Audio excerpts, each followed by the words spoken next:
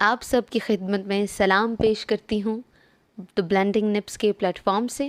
میرا نام ہے ریبا پیرزادہ اور آج ہم خراج تحسین پیش کرنے جا رہے ہیں دنیا کے عظیم شاعروں میں جن کا نام لیا جاتا ہے ان کو، جنہوں نے اپنے کلام میں ایسا رنگ بھرا کہ شاید ہی پھر ان کے بعد کوئی شاعر ایسے رنگ بھر سکے۔ نان ادر دین جان ایلیا۔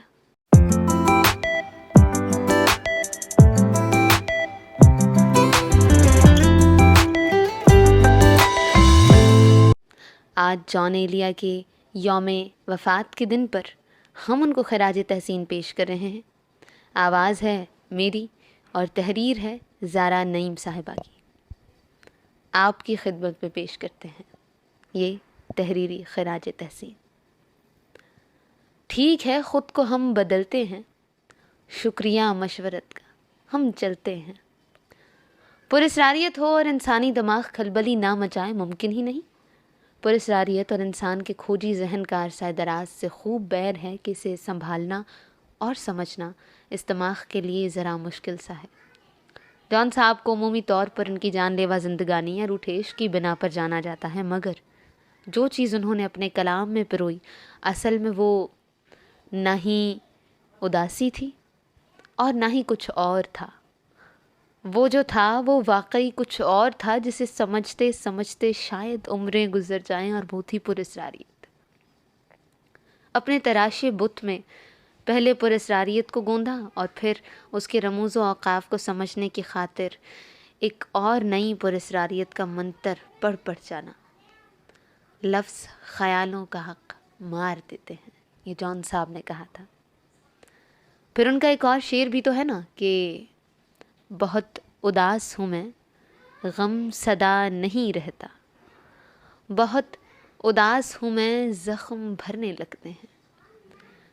جان ایلیا کی شاعری سے شاید آپ کو یہ محسوس ہو کہ اس میں تو اداسی کوٹ کوٹ کے بھری ہوئی ہے، لیکن اگر غور سے دیکھیں گے تو اداسی عشق، محبت، فنا، قربانی، جنون اور بہت سے جذبات کا ملا جلا ایک تحلیل شدہ محلول ہے جان صاحب کی شاعری کہ جس میں آپ کو ہر چیز مل جاتی ہے، چاہے وہ عام انسان کے خیالات ہوں یا کسی بہت بڑے فلسفی کی بات ہو۔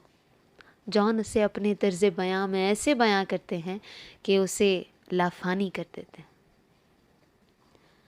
جان صاحب ان ناپید روحوں میں سے ایک تھے جو ہر لحظہ جب مسلسل کے سایہ تلے ادھوری سانسیں کھینچتے رہے اور خیالوں کو اپنے عمدہ کلام کی صورت میں بنتے رہے، اور وہ جبر مسلسل ان کی زندگی پر، ان کی شاعری پر ہمیشہ طاری رہا۔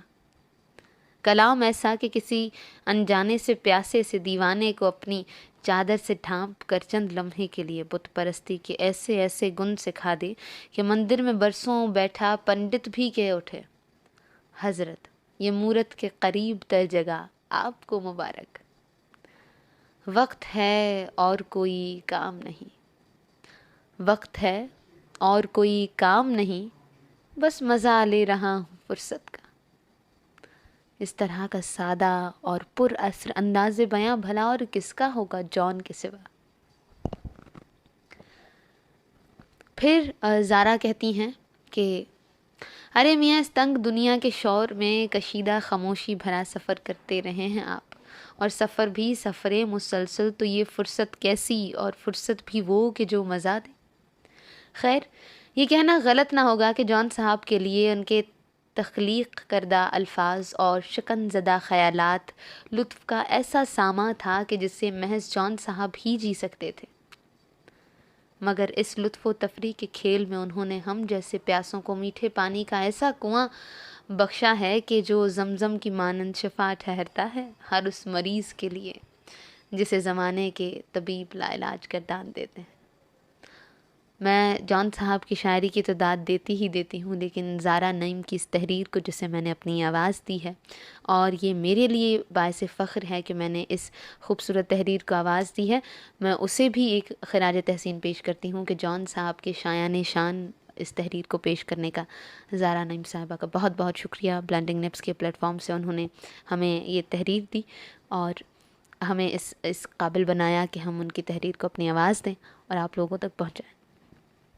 آگے جان صاحب کا ہی ایک شعر ہے کہ میں بھی بہت عجیب ہوں، سبھی عجیب ہوتے ہیں لیکن جان صاحب کچھ زیادہ عجیب ہیں۔ میں بھی بہت عجیب ہوں، اتنا عجیب ہوں کہ بس خود کو تباہ کر لیا اور ملال بھی نہیں۔ ہار کر جو جیت جائے، وار کھا کر گھائل جو ہو جائے، مگر کسی نسخہ کو، دوا کی پوری کو ہاتھ نہ لگائے، یہی تو جان ہے جو آپ کو جان صاحب بناتا ہے۔ الفاظ بنجر ہوتے ہیں، خیالات کی نسل کو قتل کرنے والے، مگر جان صاحب کے لکھے کلام نے ان کو ایک ایسی نا ختم ہونے والی زندگی سے نوازا ہے کہ جان میاں کا اگر مقابلہ کیا جائے اس شخص سے جو اس فانی دنیا میں اپنے نام کی بنا پر 1000 زندگیاں جیتا ہو اور سانس ختم ہونے کی دیر نہیں ہوتی کہ اس کا کام وہی دفن ہو جاتا ہے، تو وہ ایک یک طرفہ مقابلے سے جیت جاتے ہیں۔ پھر کہتے ہیں کہ جو گزاری نہ جا سکے ہم سے، جو گزاری نہ جا سکے ہم سے، ہم نے وہ زندگی گزاری ہے۔ آخر میں زہرا صاحبہ لکھتی ہیں کہ یہ میرا قلم ہے کہ چلتے چلتے گھسنا شروع ہو جاتا ہے، یہ میری زباں ہے کہ فراٹے بھرتے بھرتے جام سی ہو جاتی ہے۔ جو ہی میں جان ایلیا کے خیالات اور ان کے حالات زندگی کا تذکرہ شروع کرتی ہوں، سب تھم سا جاتا ہے۔ شاید یہ سب نہیں چاہتے کہ آج انسانوں پر کسی بھی صورت کوئی بھی افسانہ نگاری کی جائے، آج بس خراج کا دن ٹھہرا، اور یہ خراج کا دن جان ایلیا کے نام۔